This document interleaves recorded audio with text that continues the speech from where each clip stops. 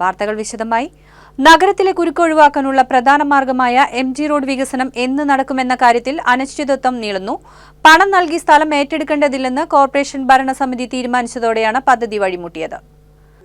നിരവധി പേരിൽ നിന്നായി ഏകദേശം 160 സെന്റ് ഭൂമിയാണ് MG റോഡ് വികസനത്തിനായി ഏറ്റെടുക്കേണ്ടത്. ഇതിൽ ചില ഭൂവുടമകൾ സൗജന്യമായി ഭൂമി നൽകാൻ തയ്യാറായിരുന്നു.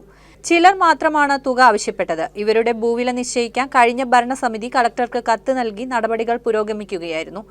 ഇതിനിടെ തുക നൽകി ഏറ്റെടുക്കേണ്ടതില്ലെന്ന് തീരുമാനിച്ചതോടെ പദ്ധതി വീണ്ടും തുലാസിലായി. പടിഞ്ഞാറേക്കോട്ട ജംഗ്ഷൻ മുതൽ ശങ്കരയ്യ റോഡ് ജംഗ്ഷൻ വരെ ആദ്യഘട്ടം, ശങ്കരയ്യ റോഡ് മുതൽ കോട്ടപ്പടി റെയിൽവേ മേൽപ്പാലം വരെ രണ്ടാം ഘട്ടം, പിന്നീട് മൂന്നാം ഘട്ടത്തിൽ കോട്ടപ്പുറം മുതൽ നടുവിലാൽ വരെ എന്നിങ്ങനെയാണ് നിർമ്മാണം മുൻപ് നിശ്ചയിച്ചിരുന്നത്. ആദ്യഘട്ട വികസനത്തിന് നിലവിൽ തടസ്സമൊന്നുമില്ലെന്നിരിക്കെ ഈ പ്രവൃത്തികളും ഇതേവരെ തുടങ്ങിയിട്ടില്ല.